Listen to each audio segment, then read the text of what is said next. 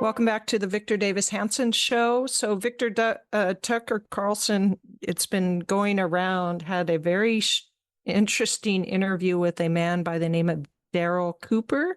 I've never heard of him. Apparently he is either an amateur historian, a novice historian, or I just saw this morning a pseudo historian, depending upon your point of view. But he did say that Churchill was culpable for World War II, or the wars in World War II going on or continuing, because the Germans really did want to bring peace. And that then he, in a different venue, I believe this is, the same historian said the Nazi death camps were a result of Germans having to take so many war prisoners. Yeah, I mean, I was flying from Hillsdale, and I got a lot of requests, and people sent me this. And I think there was a interview by this fellow, Darryl Cooper, who has a blog. I'm not sure he's a formal historian. And he kind of resurrected the Pat Buchanan view of World War II, that it was the Allies who started it, and we would have been better off not fighting it. And I think 15 years ago, I did an interview, I think it's on Barry Weiss's Substack, with Christopher Hitchens, where we critique that view. I had no personal animus of Pat Ben. I like Tucker Carlson. He's done me so many favors. He was very magnanimous for 5 or 6 years. I got every Tuesday night I went on a show. I liked him. I still like him. But I think when he has these platforms, I think what he does is he wants different views.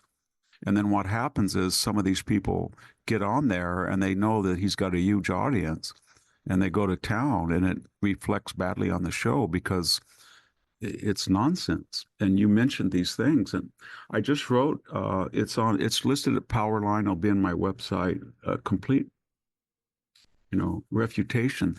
He thinks the war was started by the Allies because they declared on September 3rd war against Hitler, and he didn't declare war because he invaded Poland, and he didn't think they were going to do it. Oh, he didn't think they were going to do it. Why they have to do it? If they hadn't have done it, there would have been no. They did it because of the Anschluss, the Sudetenland. They did it because of Munich. They did it because he was killing people already in Germany that had physical difficulties, or were communists, or were homosexuals. He'd already opened Dachau. He was rounding up Jews, Kristallnacht. He was doing all of that.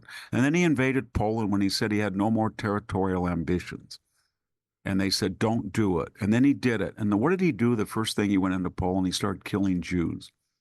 He didn't do it because of the war. He didn't do it because of tensions. He didn't do it because he was forced to.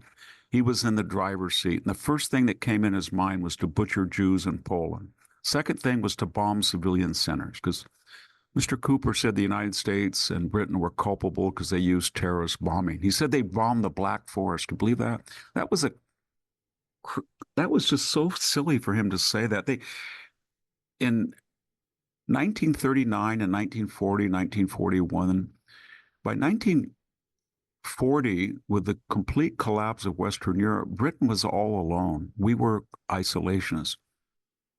Soviet Union was collaborating on the Molotov-Ribbentrop Pact.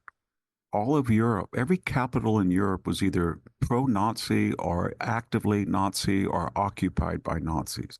Britain's army had been depleted, had barely survived Dunkirk, and it was flying mostly with 2-engine bombers all the way across occupied France and the Low Countries, where there were German fighter bases. And they were thinking of anything to stop that juggernaut. And they came up with an idea to incinerate some forests, some of them around Berlin, and cause fires and he said this was a terror bomb. They quit in about a week, 2 weeks. It was just completely not feasible. The bombers that went over there were shot down, the fires didn't start, and yet he's talking about terrorism. And he seems to think that the Nazis didn't start it. Terror bombing, I'll be very careful. Terror bombing, the deliberate targeting of non-military civilian centers, was started by Nazi Germany. It was consistent with Nazi ideology. They did it in Poland before anybody on the Allied side did it. And then in May, when they went into the Low Countries, but on the way to France, they bombed the center of Rotterdam. They completely wiped it out. They destroyed it. There was no military value. There was a civilian residential center. And the British started to go back into Germany, and they tried to bomb, and they were very ineffectual. This is not Dresden or Hamburg yet. They went into during the Blitz, and they bombed and destroyed Coventry. And then they switched from military targets because they could not knock Britain out of the war, and they firebombed London. Everything about that interview, I was so it was so bogus. He said that, you just mentioned that, oh, they didn't have any idea that when they went into Russia, they were going to have 2 million prisoners. So they couldn't deal with them. It wasn't that it was planned. It was like, what do we do? No, no, no, no, no, no. There was something that we call in the West the orders, the kill orders, you know what I mean? There were a whole series of Führer directives. And I'm talking about March, April, May, on the eve of the invasion, the criminal orders. And they were a series of 5 or 6 that Hitler said to the Wehrmacht. He said, when you go in there, we're going to kill the commissars. You're going to kill Jews. You're going to kill intellectuals. And you're not going to abide by the Geneva Convention. You're not going to do it. And that was just common knowledge, Sami. And they didn't. And that was the point. It's consistent with everything they had done before the war. It was consistent what he said in Mein Kampf. And if you look at Halder, the chief of staff of the German army, he said in his diary, this is a war of extermination. And we don't have the resources or the desire to deal with the 2 million prisoners. So they just let them die. And that's what they wanted to do. But to say that, well, it was kind of an accident. They didn't mean to do it. Now, Holocaust was kind of inadvertent. And then he said that Churchill was a terrorist and a warmonger because Churchill then turned down peace offerings. Churchill, all during the late 30s, was trying to tell Stanley Baldwin, the conservative government, the prime minister, and then Chamberlain, arm, arm, arm, arm, arm. If you don't arm, they will attack us. If we attack us, there will be war. He said, don't disgrace yourself because you'll get war. Deter and you won't get it. He didn't want a war. And he was trying to warn people the only way to prevent this madman was to scare him by being more powerful than he was. And then after he invaded Poland and was successful, this Cooper says, well, he offered a peace. Yeah, he offered a peace because he looked at the map and he said, I'm in the driver's seat. And they went to he said, why did you declare war on me? And they said, as I said, they declared war on, we declared war on you because you broke every agreement and you're slaughtering people and we know what you're going to do next. And you're on the side of the Russians. So then he went into Denmark in April and Norway. And then, of course, in May, the invasion of the Low Countries in France. So then Cooper says, well, then he offered peace. Think of that statement. Yes, he now had gobbled up all of Western Europe. Russia was still on his side. America wasn't in the war, and little old Britain was all by itself, and he was eyeing them. And he was basically saying to Britain, with a gun to their head, you don't have a chance, and we're willing to let you have certain concessions. And they discussed it. The warmonger Churchill, he had a war cabinet, and he said, you know what? You can't trust this man. And I know what he wants. He wants to put us into a situation like France will be shortly, i.e. Pétain, and it won't work, and we'll probably have to give up our sovereignty, stop rearming. We'll probably bring Edward VIII back, the abdicated Hope Simpson buffoon, who was a pro-Nazi, and we'll probably have David Lloyd George, who was now not pro-Nazi, but a defeatist, and we'll have that crazy Oswald Mosley in here, and we'll live as a second. But you go ahead, just go talk to Mussolini if you want, and you'll see what happens. So Halifax and all the people, they went over, and Mussolini basically said, "No way, we're winning." Why would we give you any we're going to declare war on France and get some spoils? No.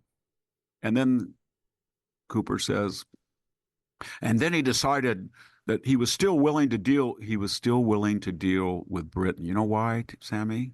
Because Raeder and Dönitz, his admirals, came to him and said, "Mein Führer, they have 10-to-1 battleships. They have more cruisers. They have more destroyers. And there's no way in the world we can go across the channel. We will get over, even if we got over there, we'd be stranded. No one has ever done it except Caesar and William the Conqueror, and we're not going to be able to do it." And he started to postpone Operation Sea Lion. And then they said, "We can't, there's no way that we can bomb. We don't have a 4-engine bomber. We don't have a air superiority. The submarine Spitfire, when used in concert with a Hurricane, diving from high speeds, it is taking an unsustainable role." And then Hitler said, "Well, we're willing to have a peace with you." So Cooper interprets that. Well, he turned them down. Well, he was basically saying, we're willing to have a peace with you because A, we can't invade you and we can't defeat you by land or sea by air. Therefore, here's peace terms. Because he wanted to turn to the Soviet Union and stab them, who it was his partner. And that's what he did. So then he said, we'll never be able to conquer Britain. We tried. Well, we offered them peace terms, and now they're smart because they know we're weak and we can't take them. So the only way we can get rid of the opposition, because and do it before the U.S. comes in, is to attack Russia. Once we attack Russia, then we will tell Britain, you have no friends. The Russians are conquered, and the Americans now will never come in. But to say that he offered them peace and he turned it down is just, it's, you know what I mean? Yeah. It's just bizarre. And it's ridiculous. And didn't you show in your history, the Second World Wars, that Hitler broke all of his agreements anyway? He would have just done it long enough until he had power to overwhelm them, and then he would have gone in and done this. He did. And the thing is, so what started World War II?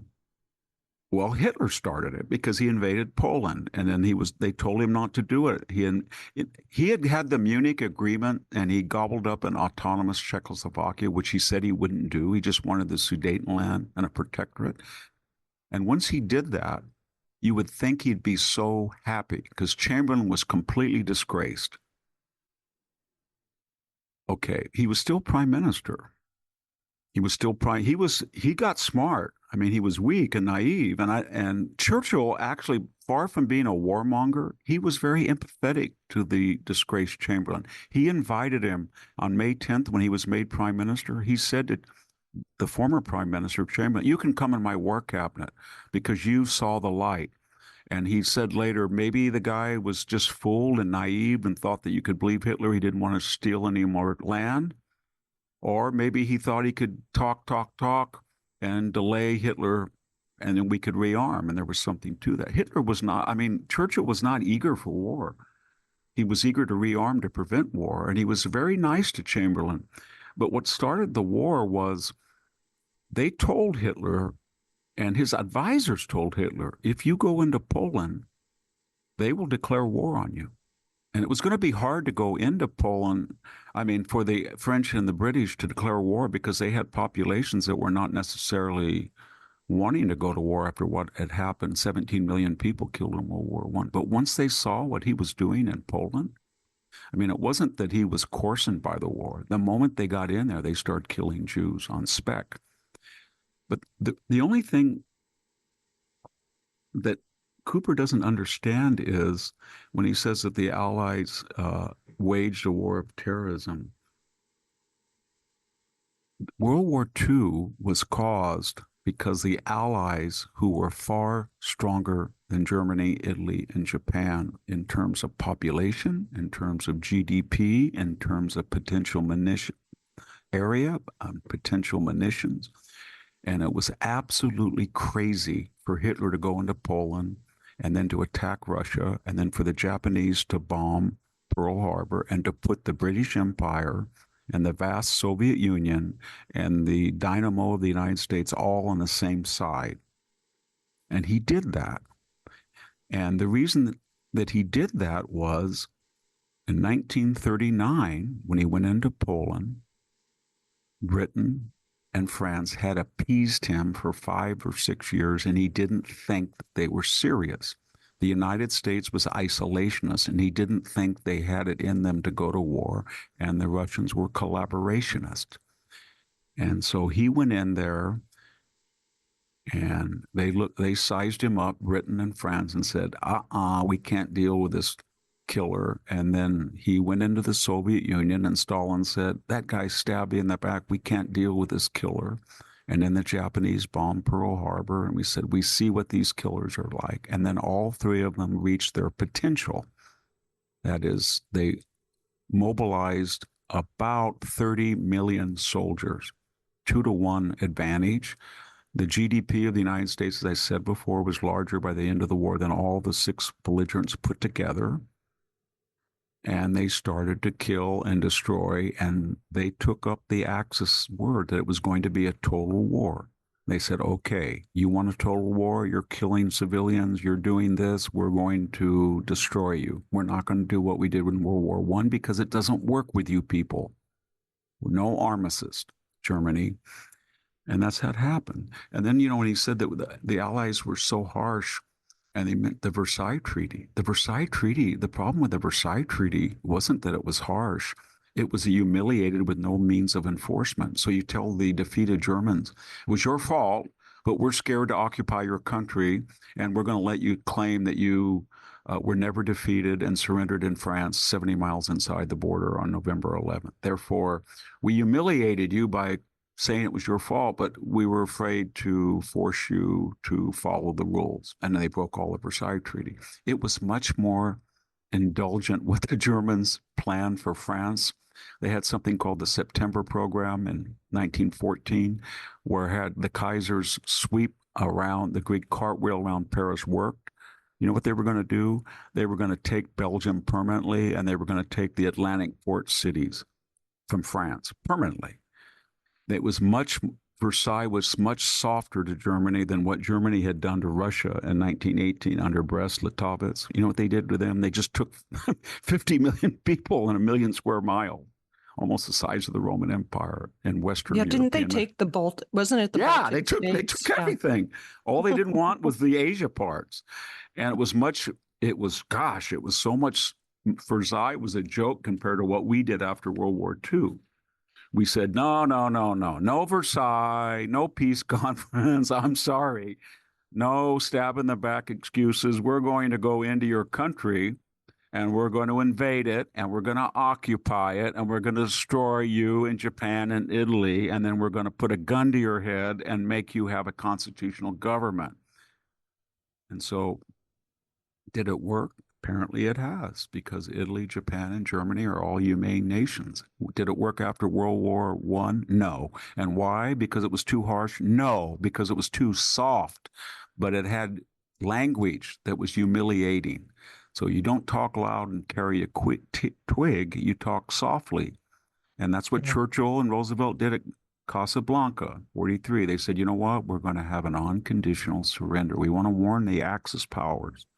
We didn't start this war, but there's going to be no negotiations. None. Zero. We're going to fight this to the end. And that's what they did. And so they employed techniques of total war that the Axis had started and thought no one else would ever do it. And that's exactly what Bomber Harris said when he went into Dresden and Hamburg. He said they sowed the wind and they're going to reap the whirlwind. And what he meant by that was they started a war. They bombed Polish civilians. They tried to destroy Rotterdam. They burned down Coventry. We couldn't really react much because we didn't have the wherewithal. But now, you know what? There's occupied France as ours, and they don't have German bases in France. And we can fly the first 800 miles across the channel all the way to Germany, and we're going to have friendly aircraft. And we have fighter escort. And we have now, not little 2-engine bombers. We have a Lancaster bomber and B-24s and updated B-17s, and we have good navigation and fighter escort, and we have friendly land below us, and we're going to do to you what you wanted to do and tried to do to us. And that's what he thinks is terror. And I don't get that at all. Yeah. I like Tucker Carlson because I think he's trying to open up lines of discussion. But on this particular topic of World War II, this is not original. It's just an update of Pat Buchanan's. And it's the same thing. What prompted it is the Ukraine war, and what prompted Buchanan was the Iraq war, as if misadventures in the modern world then explain backwards the misadventure of going into World War II and then ending up with the Soviet Union, our former ally, as our new enemy. You fight the wars at the time. Everybody knew who Stalin was. There were naive people in the Roosevelt administration. But Harry Truman wised up. And when it was all over, the Soviet Union lost 27 million people, and they killed 3 out of 4 German soldiers. And that was what we did. We basically said to Stalin, you don't have to bomb. We will bomb. We will bomb their factories in Japan and Italy and Germany. You don't have to have a blue water fleet. We will destroy the German fleet. We will blockade Germany and Japan. You do not have to go into North Africa. You do not have to go into Italy. You do not have to fight in Western Europe. You do not have to fight in Asia. We will do that. You don't have to fight in North Africa. You don't have to have submarines. You don't have to have much of anything. Expedition. All we ask you to do is defend your own soil and kill Germans. And we will supply 20 to 25% of all the things you can't make. You guys are really good at making artillery, at heavy machinery, and especially tanks. Just go to it. And what we will do is we will give you the finesse. We will give you 400 trucks, so all your divisions are motorized. We will give you ponchos. We will give you radios. We will give you sea rations. We will give you food. We will give you aluminum, whatever you need that you can concentrate on the other side of the Ural Mountains, your factories. And it worked. And then basically when the war was over, the United States lost 450,000 dead, Britain 420,000, Soviet Union 27 million. And that was the strategy. And you can call it cynical, you can call it brilliant, but it was not trying to start World War II. The United States tried to stay out as long as they could, and so did Chamberlain and Britain. And when he says that Churchill was a warmonger, it's only because Churchill was the only voice that said in Britain, you know what Churchill said, Sami? He was really mixed because he said, we're not going to come out of this well. He understood that after the Depression, and you look after World War I, when you looked at key indices, how much debt Britain owed about $4 billion to the United States. It owed about $1.5 billion. This is when a billion was like $1 trillion. It owed that to the empire, Australia, Canada, New Zealand. It was completely broke.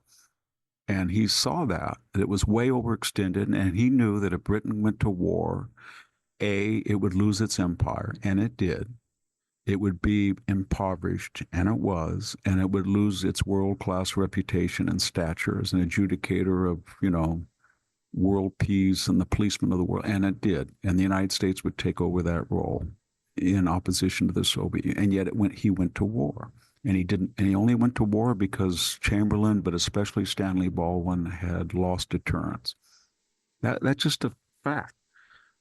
And yeah. I don't quite know. When I read the Tucker interview, I was really surprised because Tucker's a really smart guy. And I don't know. Well, maybe he'll post this Victor Davis Hanson show, and we have our Saturday cultural. This time it's going to be looking at military. And I know, Victor, you wanted to start a new series today where you are looking at warfare and some of the, I think, misconceptions of warfare. But why don't you go ahead and introduce it? Well, we were doing our literary survey, and we've got all the way to the 19th century. I'm going to finish with a 20th century novel. But I thought, what is next? And then Tucker had this Darryl Cooper on, and it incited fury. I was on a plane, as I said earlier in the podcast. I got all these requests to write, so I did write something for the Free Press. But I thought maybe we should go back and look at all of the misimpressions of World War II and do it, for several weeks. And so the first thing is, how did World War II start? Because it's been alleged lately that the Allies started it. Why did Germany turn over their future to Adolf Hitler? And why did Adolf Hitler try to serially aggrandize the Rhineland, the Saar, the Rhineland, the Anschluss with Austria, the Sudetenland with Czechoslovakia, and then after promising on each occasion that was the end, he went into Poland. And it goes back to World War I. The Central Powers were Austria-Hungary, Bulgaria and some Eastern Europeans, and Germany. And they preempted by invading France in 1914. There were not existential differences, but there had been the Moroccan crisis and all sorts of growing tensions. There was a dreadnought race, etc. Okay. And the tinderbox was Serbia and the assassination of Archduke Ferdinand. Okay. So then they have a two-front war, and they're fighting the Tsar on one side, and they're fighting Britain and France. And this goes on, and they think they're going to win. They knock the Tsar out under the Treaty of Brest-Litovsk in 1918 in March, and they start sending people frantically on trains to the Western Front. Not as much as they should have, because they were still greedy. They wanted that 50 million people, and 1 million, they had to garrison it and patrol it. If they had have sent 1.5 million, they would have won World War I, because the Americans weren't there in full strength yet. Okay. They were exhausted. They were bankrupt. The German Navy, by summer, was in full revolt. The blockade by the British fleet after the Battle of Jutland, the Germans, who'd done pretty well in Jutland, they didn't go out anymore. And they were not able to stop the embargo. There was near starvations in World War I, and they needed to quit. And so they went to the Allies, and they said, we want an armistice. And armistice was not the right word. Armistice means that both sides are tired. It was really a modulated surrender. The Allies didn't go to Germany. And so they said, okay, you have 2 weeks to get out of the territory of Belgium and France. And they did. And then the Allies went, they didn't really go across the Rhine. They kind of occupied the German Rhineland. And they stopped. And then the Germans said, well, Woodrow Wilson get the 14 points about territorial determination of minority groups and no punitive action and a League of Nations. That's what we want. Well, everything they had done would be antithetical to this dreamer Wilson, but they cling to it. Okay, so there's an armistice, and 70% of the British and the Americans go home. And you've got all of 1918, and you don't start the Paris Peace Conference till January 1919. And it goes on until when? January of 1920. And the treaty is ratified in July. But here's my point. In that period, they go home and they start thinking, well, they didn't invade Germany. And now they have a peace conference and they're blaming us for the war. But we were in Germany, we were in France, and we were in Belgium. And we got stopped, and that was the great stab in the back. And Hitler and others would soon grab on that. Okay. And so the Versailles, I think it was, article was at 243. It said that the primary cause of World War I was German and Austrian aggression, and it was. And there were going to be reparations and all of these things. And so they didn't want to sign that treaty, and they thought they didn't have to because most of the Allied troops had gone home, and they had never occupied Germany, and they had clung to this new theme that they were betrayed, and they didn't lose the war. But finally they had the what would become the Weimar Republic was going to collapse. So somebody had to take the poison and sign it, and they did.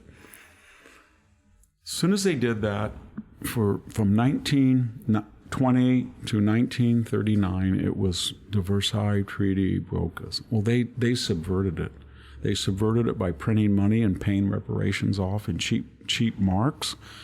They started in the 30s under Hitler, creating the Luftwaffe. They violated every tenet. So why didn't the Allies enforce it? Well, they were exhausted. If you look at French civilians and French army dead and British, you get almost 3 million people. And that's not counting wounded. And then you have a Great Depression. And they said, we are not going to rearm. We're not even going to call a destroyer anymore. We're not going to talk about the Psalm in our school books. We're not going to talk. We are going to trust with this new League of Nations, global security, global governance, and we're going to disarm. And they went to Stanley Baldwin in the early 30s, and they said, this Hitler has taken over, and at the rate they're going to build planes, they're going to be up to us. And he said, that's a lie. Come on. And of course, later he said, I was misinformed. And so Germany started to rearm, and then as they started rearm, they had this idea in Mein Kampf.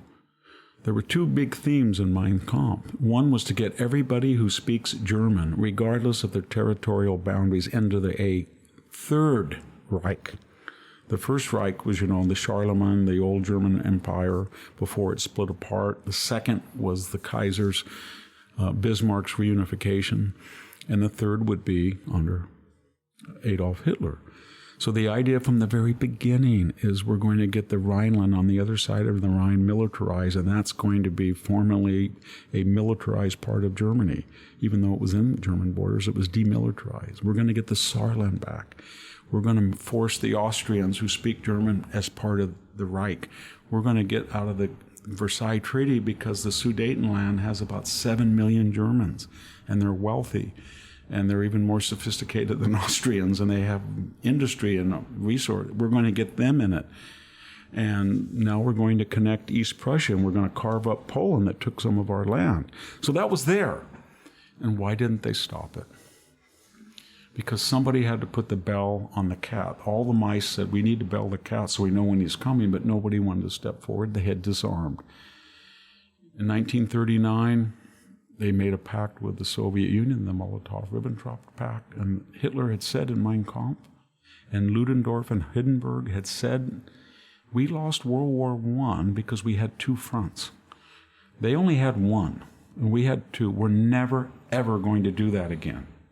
And the next war we have, Hitler said, we're only going to have one front. Forget whether that he followed his own advice, but he could not turn his attention to readdressing the verdict of World War I in the West until he had a safe buffer in the East.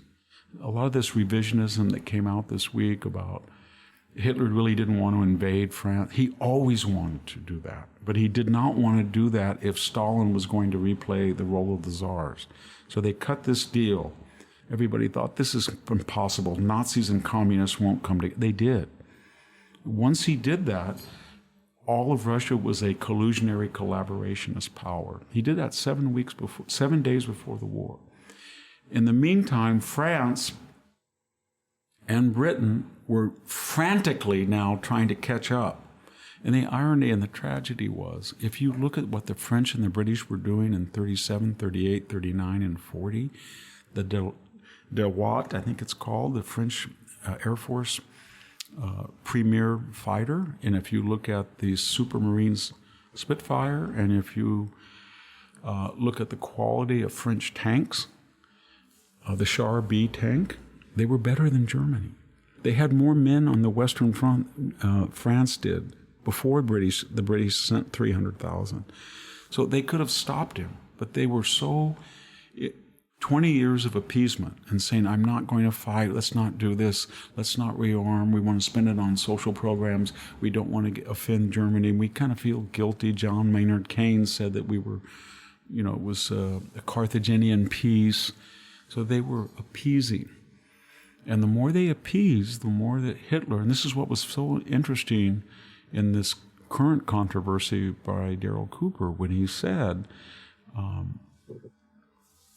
that the Allies had prompted the war, and Neville Chamberlain had been treated badly by Churchill.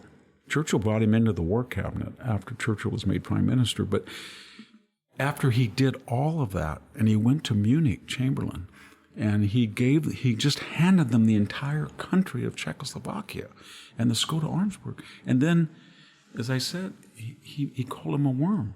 And he was already thinking about going into Poland. And so there was appeasement.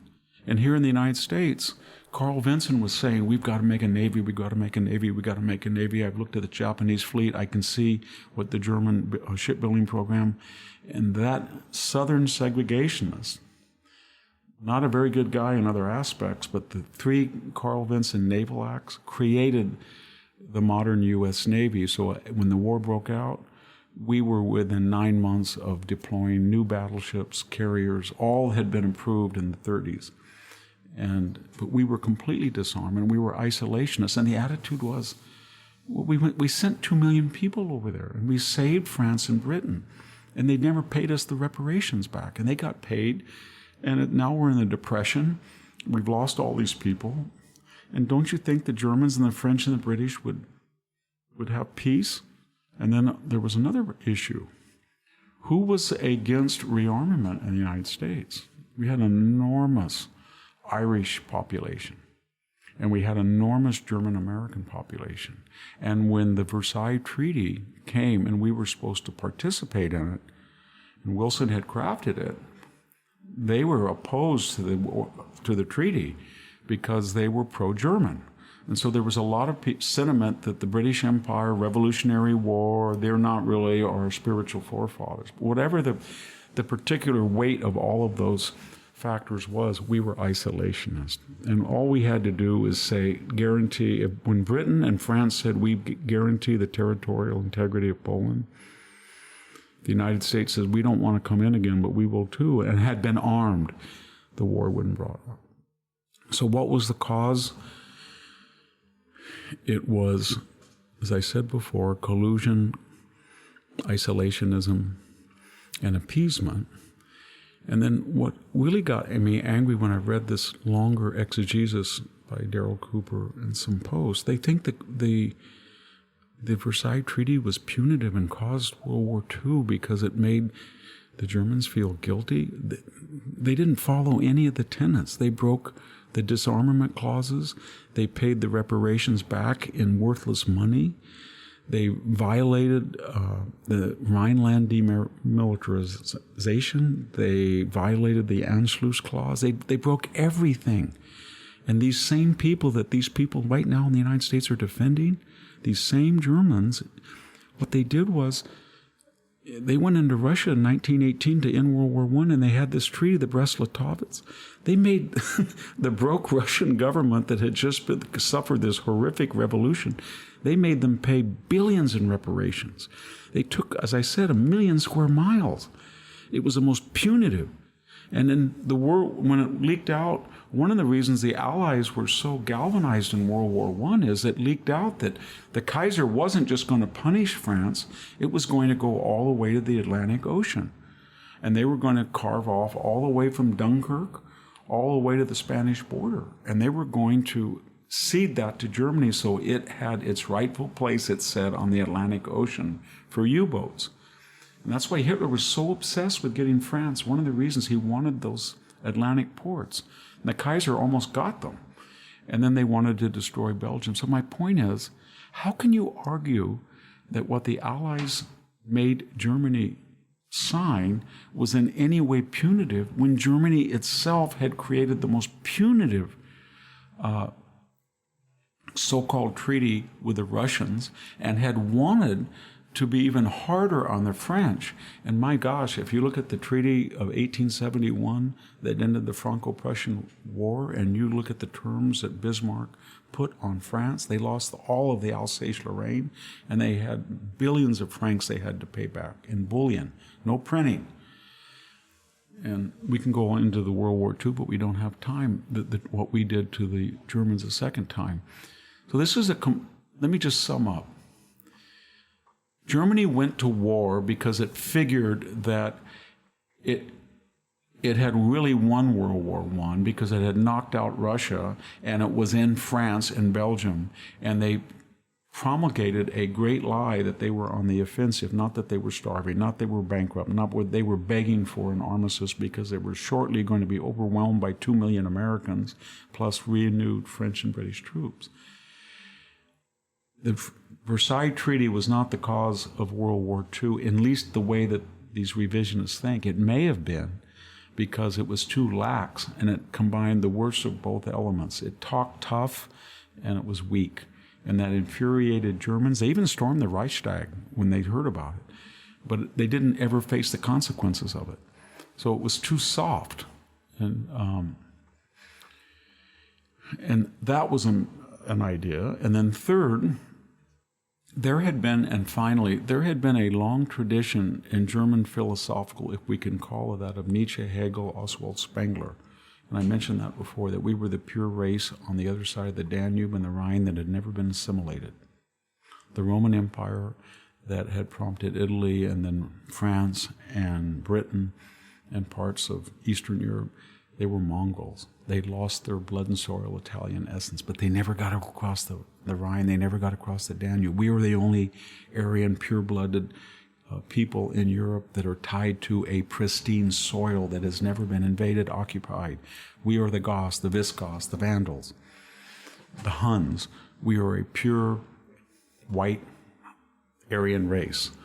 And we have manifest death. If we can combine, then we have to have Lebensraum. We have to have room because we're superior and we deserve to take what we get. I'm just quoting almost verbatim Mein Kampf. I shouldn't say written, he dictated it while in jail. To Rudolf Hess. Rudolf Hess, and there was an earlier person too. Clerks in 1923 and 4, I think it came out in 26 and 7. But it's just a rambling mess. But in it, he outlines exactly what they're going to do. And he says that the Jews are synonymous with communism, and he's going to go in. He doesn't want to go into the Asiatic areas, the Caspian Sea. He doesn't want to go into Siberia. He wants what he claims is Europe and the ancestral home of Germanic, the Volga German, all this stuff.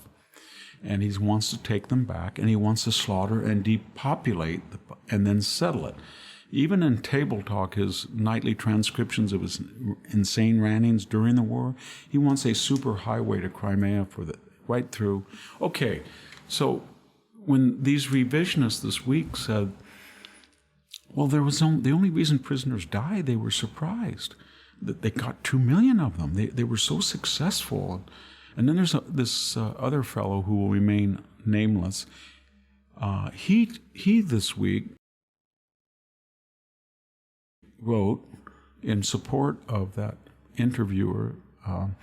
He said, well, what would you people do if you were losing and you were starving and you were out of fuel and you put the Japanese in camps? Then they would all die. And so now you're judging the Germans because they allowed Russians to die. No, because nobody in the United States government published a manifesto saying it's our job to take all the Japanese and Asians and put them on camps and starve them to death. Dummy. They didn't do that. And they paid reparations for them under the Reagan administration. I can tell you, I'm looking out my window now at former Japanese farms, and there were local farmers, not all of them, but a lot of local farmers said, these are our friends, and they took the land and farmed it and put the profits in a trust account so when they came out of Manzanar, they could get it back. And I have the Selma Enterprise in 1937 when my mother was student body president, and she rounded up all of the local farms and Lowell Pratt was the editor, and tried to stop it. So there was a huge debate over it. And who did it? Some right-wing nut? No.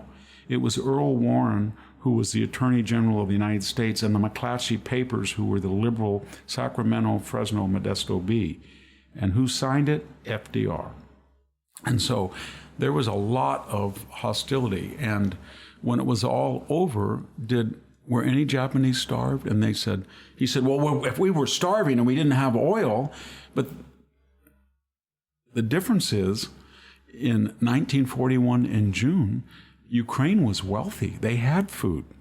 Greece was wealthy. Greeks starved. Why did Greeks starve? Because when they occupied Greece, they stole all the food. They had 1 million people starved by deliberation. Why? So they could feed Army Group South from the Greek agricultural sector. When they went into Ukraine, they stripped everything they could. They were locusts. This is exactly what Halder said in his diary. It's exactly what Himmler said. It's exactly what Goering said. It was pre-planned that you're not going to spend time and money on prisoners because you're killing commissars and you're killing Jews and you're killing Russian Red Army soldiers, and you're going to shoot on sight a commissar. Okay. But to compare that with the United States and then say, well, you people just, and this latest person who will remain unknown said, well, you people just focus on the Holocaust and the dead prisoners, and that means that you can excuse all the terror that you did because you put people in camps. Think of the logic. You made a terrible mistake that was very controversial at the time during a period of panic, and you put people in Mono County and high altitude camps that were not anything like, I mean, they were not a vacation, but they were not like Russian POW camps in Ukraine in 1941. And then when you allowed anybody to go out who would fight in the European theater, and hundreds, if not thousands, of Japanese Americans were very brave in the Italian campaign. And then when it's all over, you're saying that you can't condemn Germany for deliberately starving in a pre-planned fashion 2 million prisoners because you put Japanese Americans in camps, and you're the moral equivalent. And let me just finish, because we're going to go into World War II, and we're going to talk about the outbreak and what happened to Poland and what was the Soviet Union's role. But I'll just give a little foretaste. In the Tucker guest and this other guest, that another quote-unquote historian, they said, and then you made a pact with Stalin, and he killed more people at that time. And he did kill. He killed 20 million people during the Great Famine. But the point was simply this. The Americans are not in the war, and Britain's all by itself. And Hitler he's already killed people with MS. He's killed disabled people. He's put homosexuals. He's put everybody in camps. He's gone into Poland. He's started civilian bombing. He's rounded up Jews and shot them on the street. He's bombing Rotterdam. He's introduced terror bombing. Not, by the way, the Allies, Germany did. And then he's done all of that. And these revisionist historians say, yes, but you made a deal with Stalin. And no, they didn't make a deal with Stalin. They didn't say, hey, Hitler, would you please attack Stalin? They said the following: it's not going to last because one's a cutthroat and the other's a cutthroat, and cutthroats don't chase it. But when one attacks the other, we don't really, I mean, they hated them both. But Hitler attacked Stalin, and they said to themselves, if we arm the Russians and be given Russian territory, they're going to waste out the entire Wehrmacht. And that's exactly what happened. And then as soon as the war was over, people understood, not Alger Hiss and that bunch, the Roosevelt State Department, but sober people like Harry Truman and the Democratic Party and the Republican Party said, as soon as this war is over, we've got Stalin, and we're going to have to deal with him. And it was a terrible thing the United States had to do, because suddenly this monstrosity Stalin that killed 3 out of every 4 Germans and saved millions of American lives, but was breaking every accord in Eastern Europe, killing people, a complete butcher. We then had to flip and say he is now the enemy, and the communist Chinese are now the enemy 3 years later. And they were saying, no, we're fighting fascism, and now you guys are fascist, and guess who you're helping? You rebuilt fascist Japan, you rebuilt fascist Italy, and we built fascist Germany, and we had to live with that for 50 years. Every National Liberation Front said, the Russians and the Chinese fought the right guys in World War II, but then you did too, but then you flipped and joined them. I can remember being at the Hoover Institution in 2004, and there were 4 visiting Chinese scholars. And a high official at Hoover said, Victor, I want you to go talk to them. They're historians. So I sat down, and this man said, this Chinese visitor said, I'm not going to talk to you because you're a megaphone for the Japanese militarist government of 1945. I said, what? And he said, the government is unchanged. They killed 16 million Chinese, and you've written a column that's favorable to Japan. We don't talk to you. and you are fascist and the Americans joined the Japanese. I said, no, they gave land reform, women the right to vote, a democracy, and we tried to do that with your country, and you communists took over, and then you butchered 70 million people, more than any other butcher in history. So what I'm getting at is, I think we have to be analytical and cite the exact evidence and the sequence of events, and kind of, because World War II now has become a political football, and people are using it. I think the last thing I'll say, because I'm talking a little bit too long, but the last thing to remember is, why is World War II coming up now? And I think it has something to do with frustration on the right with Ukraine, or the open border, and people are saying, here we are, and I can understand that. We're intervening. And the locus classicus of intervention abroad was World War II, but it's not the same. It was an existential war that threatened us. Ukraine doesn't threaten us. And so, in any case, next time we'll talk about the first year of the war, 1939. It's pretty fascinating, the Finland, the Winter War and things. But I think we can go through it in about 10 weeks. I think it'll be pretty interesting. And I'm also teaching a class on it right now at Pepperdine through Zoom, and a few in-person appearances. So you'll be more than ready for it. I hope so. Are we really going to do the 20th century novel first next week? Okay. Yes, we're going to talk about, I was thinking, I'd like to talk about an author who is underappreciated, and maybe either John Dos Passos or Thomas Wolfe or Joseph Conrad. We don't read those as much as we used to. No. And they're brilliant writers, so I'll pick one. Okay. Well, let's go to a break, and then we'll come back and talk a little bit about the crimes of Hunter Biden and the cases against Trump. Stay with us, and we'll be back.